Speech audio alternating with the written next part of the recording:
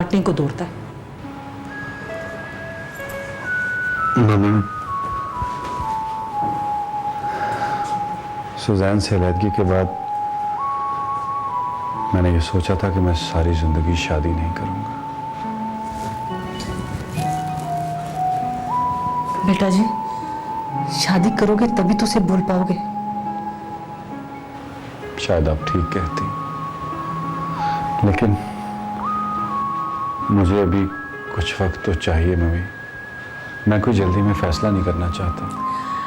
वे तुम हाँ तो करो, आखिर लड़की भी तो तलाश करनी है ना। मम्मी, मैं ज़रा मुख्तलिफ आम और सादा सी लड़की से शादी करना चाहता हूँ, जो हमारे माहौल और रिवायत से ज़रा हट के हो। बहुत सी लड़कियां हैं मेरी नज़र में, बल्कि हमारी अपनी फैमिली में भी मौजूद हैं। मैं अपनी फैमिली में शादी नहीं करना चाहता। तो फिर कहाँ से आएगी लड़की? आएगी नहीं मम्मी, मौजूद है हमारे आसपास। हमारे आसपास? कौन है वो? ज़ैनब मम्मी।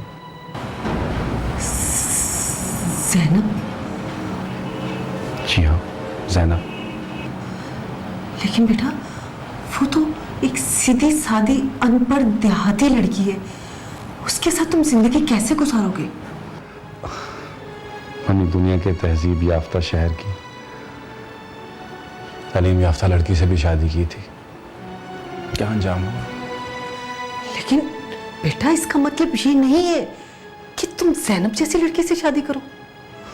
नहीं, वाई, क्या कमी है उसमें? अच्छी खासी है वो। अरे बेटा, शक्ल सूरत ही नहीं, और भी बहुत कुछ देखा जाता है। मम्मी, उसमें सब कुछ मौजूद है जो आपके बेटे को चाहिए। मेरा भरोसा करें और यकीन करें, वो आपकी बहुत अच्छी बहू साबित होगी। मुझे यकीन है मम्मी इस बात का भी कि आप मेरी बात नहीं टालेंगी। प्लीज।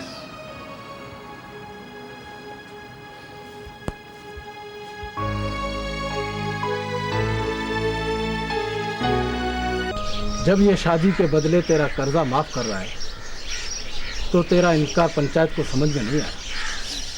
कर्जा मेरे आदमी ने लिया था, वो अब इस दुनिया में नहीं है, और वो कर्जा था। ज़ैनब के बाप ने अपनी बेटी का सौदा नहीं किया था।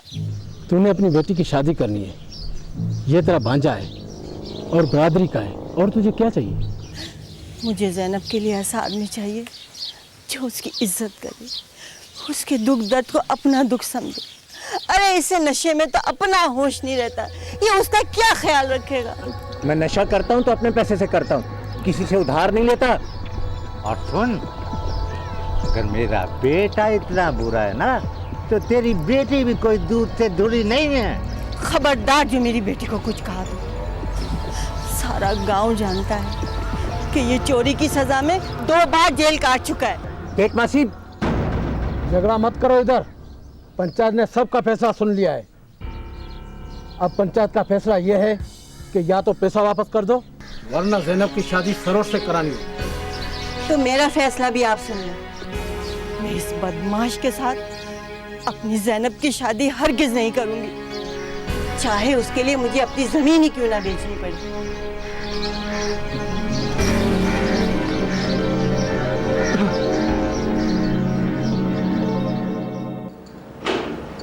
मैंने तो उसे ऑफर की थी कि तुम्हारा कर्जा हम अदा कर देंगे, लेकिन उसने इनकार कर दिया। सुना है कि वो अपनी आबाई ज़मीन बेच रही है। ये बुरा हो रहा है, इसलिए कि इन लोगों का रिश्ता अपनी ज़मीन से अपनी माँ की तरह होता है। अभी क्या कर सकते हैं, वो मदद लेने के लिए तैयार ही नहीं है। जब माँ इतनी खुददार है तो बेटी भी यकीनन ऐसी ही होगी। उससे बढ़कर। लेकिन क्या कर्जा उतारने के बाद वो अपनी बेटी से हसन की शादी करने के लिए तैयार हो जाएगी? उसने मना तो नहीं किया, लेकिन उसने हाँ भी नहीं की। जब तक इस मसले का हल नहीं हो जाता, शायद वो सोचे भी नहीं। लेकिन जब उसने ज़मीन बेचने का फैसला ही कर लिया है तो फिर क्या मुश्किल है? अव्वल तो सरवर और समत की बदमाशी की वजह से कोई ज़मीन खरीदने पर तैयार ही नहीं, पर अगर बात भी करता है तो तो कीमत बहुत कम लगाता। अच्छा, ऐसा भी होता है। बहरहाल मेरे ज़हन में एक तजवीज़ है, अगर आप लोगों को पसंद हो तो। जी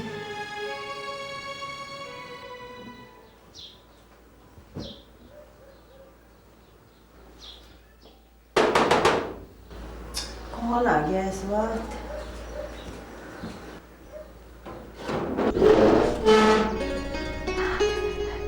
बेगम साहबा आप? आइए आइए आइए, बैठिए बैठिए बैठिए। वालेकुम अस्सलाम, बैठिए। ये लीजिए, बैठिए। दरअसल हम गरीबों के घर में आपको बिठाने के लिए कोई अच्छी जगह ही नहीं है। अरे आप गरीब कहाँ से हो गए? जिस घर में ज़ैनब जैसी लड़की हो वो भला गरीब हो सकते हैं?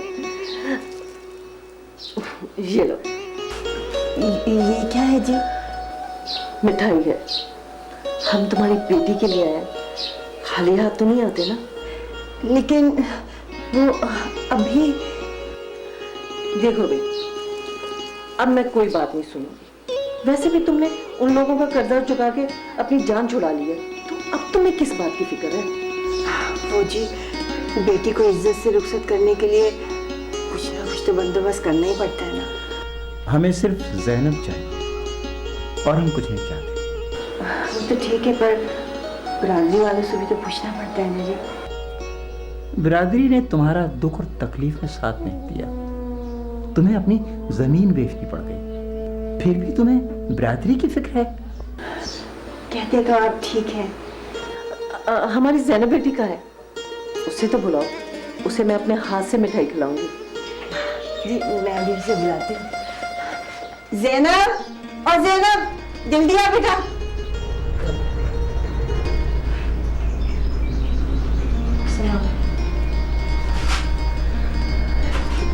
जीती रहो बेटा, जीती रहो।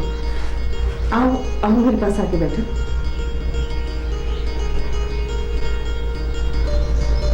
तुम सारे आप लोग बहुत अच्छे हैं, लेकिन मैं शादी नहीं कर सकती। क्यों बेटी, हमारी कोई बात तुम्हें बुरी लगी है क्या? नहीं बेगम साहिबा,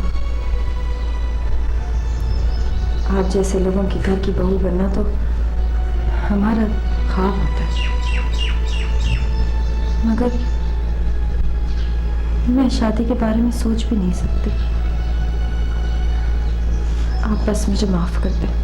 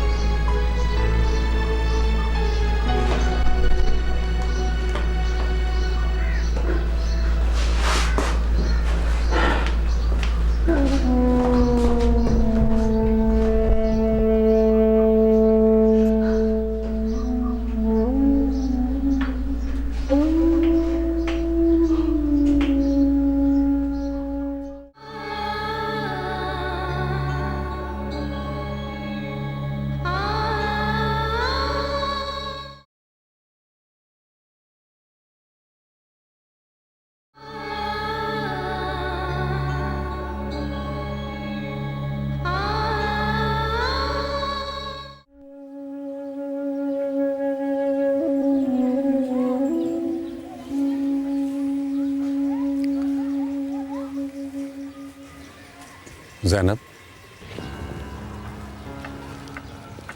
आप कैसी हो? मैं अच्छी हूँ।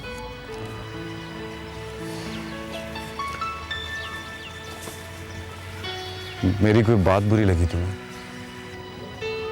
नहीं जी, आप तो बहुत अच्छे हैं। फिर तुमने शादी से क्यों इनकार किया? आप तो क्या, मैं इस दुनिया में किसी से भी शादी नहीं करना चाहती। मगर क्यों? क्यों? क्या बात? बहुत सारी बातें ऐसी हैं जो इंसान बता नहीं सकता। मुझे बहुत खौफ आता है। हमें ना काले बाबा की बद्दुआ है इसीलिए तो मोजू पागल पैदा हुआ था। काले बाबा ने कहा था हमारे खानदान में सब ऐसे ही पैदा होंगे। तो क्या तुम सिर्फ और सिर्फ इस खौफ की वजह से शादी नहीं करोगी? ज़ैनब, मैं कैसे समझाऊं तुम्हें? ये सब जाहिलाना बातें हैं, झूठ बोलते हैं तुम्हारे काले बाबा। हाँ, काले बाबा को कुछ ना कहना, बद्दुआ लगती है उनकी बहुत। हाँ, वो कुछ नहीं कर सकते ज़ैनब, वो सिर्फ लोगों को बेवकूफ बनाते हैं। तौबा तौबा, आप कुछ भी बोले, हमारे तो वो पीर मुर्शिद हैं। प्लीज ज़ैनब, मेरी बात समझने की कोशिश करो। देखो साहब, मैंने बहुत दुख देखे, बहुत कुछ बर्दाश्त किया है मैंने, लेकिन आपको खोने का दुख सारी जिंदगी रहेगा मुझे।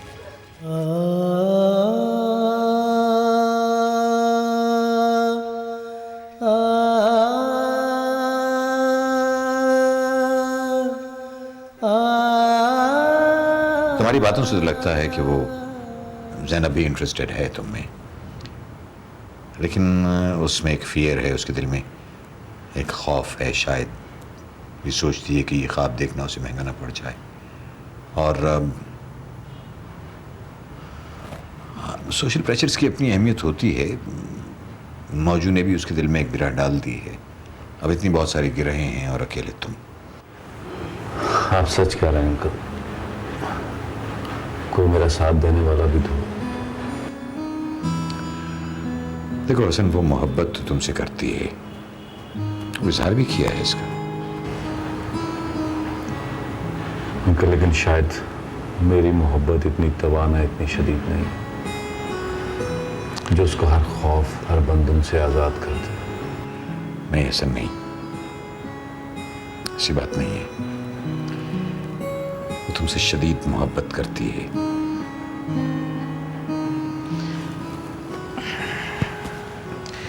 वो ये नहीं चाहती है कि उसकी वजह से तुम्हें कोई सदमा पहुंचे, कोई तकलीफ पहुंचे। वो ये नहीं चाहती कि उसके बाद तुम भी इस अज़ियत से गुजरो। लेकिन अंकल, ये तो उसकी खाम ख्याली है, ज़ईफ़ुल इत्क़ादी है, धोखा है। मगर वो ये बात नहीं समझ पा रही कि सदियों की रिवायात, इक़्तार और माहौल की असीर है वो। इससे उसे बाहर लाना होगा। मगर कैसे अंकल? कौन करेगा ये?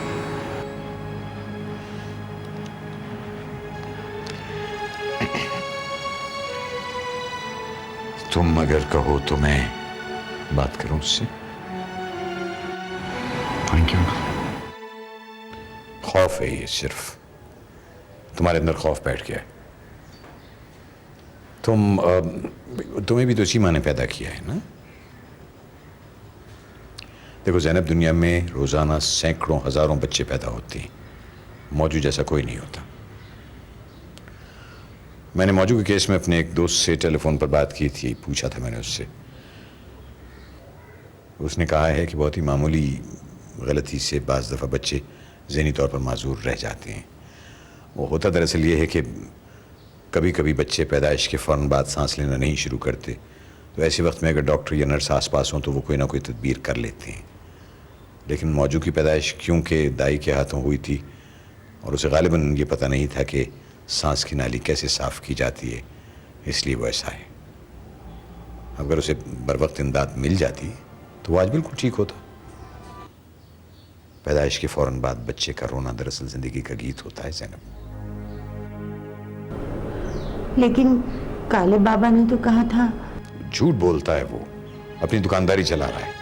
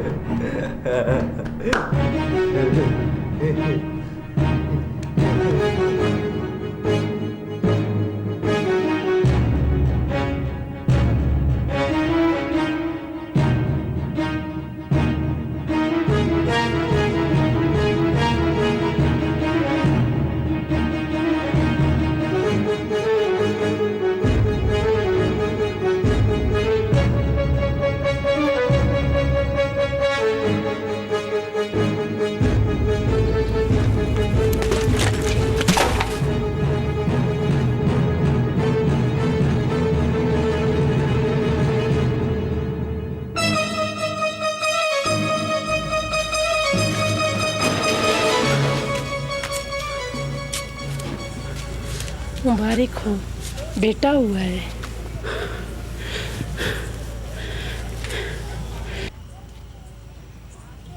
क्या बात है, ये रोता नहीं है? अल्लाह लोग है, अल्लाह लोग रोते नहीं है।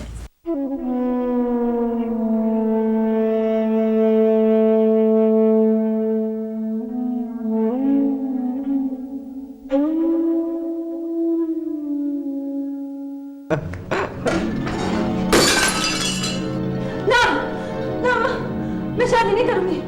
ना, ना, अम्मा ना, मैं शादी नहीं करूंगी।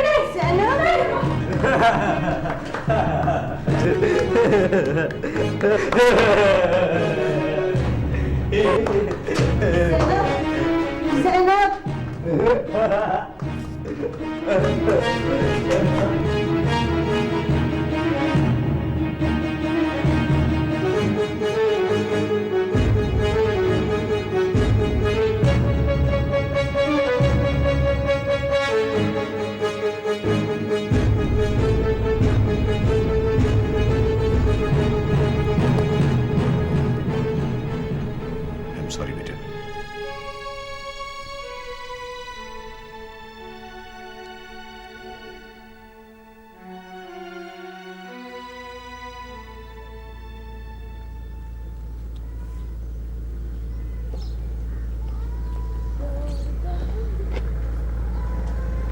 अम्मा,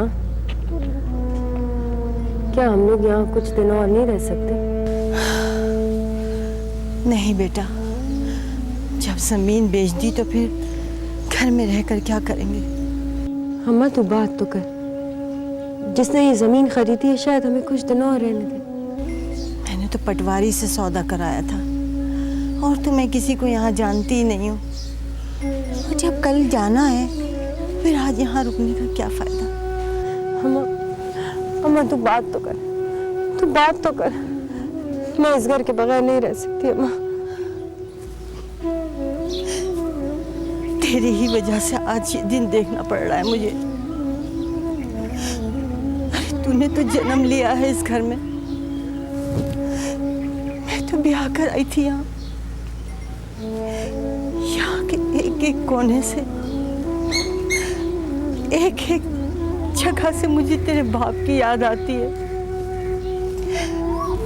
ये घर भी तेरे बाप की तरह मेरे सर पे साया था। तेरी वजह से आज दूसरी बार बेवा हो रही हूं।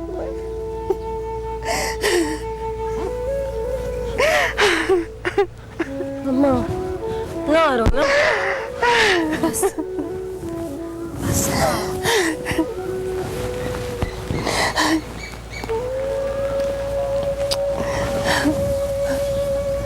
अच्छा छोड़, जाने दे। जो हुआ दफा कर।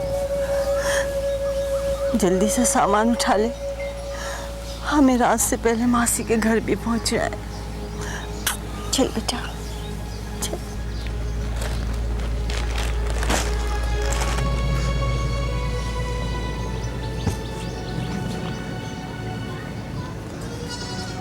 अस्सलाम वालेकुम। वालेकुम अस्सलाम। आप, मैंने तो सुना था कि आप वापस जा रहे हैं। जी मैं वापस जा रहा हूँ। मैंने सोचा जाने से पहले आप लोगों से आखिरी बार मिल लूँ। कुदरत भी अजीब खेल खेलती है। आप भी जा रहे हैं और आज हम भी इस घर से रुखसत हो रहे हैं। कहाँ जा रहे हैं आप लोग? आपको तो पता ही है, ये जमीन हमने बेच दी है। आप लोग कहीं नहीं जा सकते। ये जमीन मैंने ही खरीदी। सोचा था शादी वाले दिन तोहफा दूंगा, शादी तो हो नहीं सकी, लेकिन ये तोहफा अब भी तुम्हारा।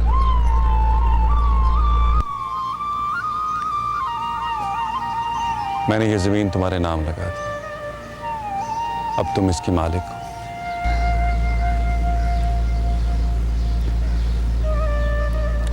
ये तोहफा मैं कबूल नहीं कर सकती। ज़ैनब, ये तोहफा अब आप शादी पे ही देना मुझे।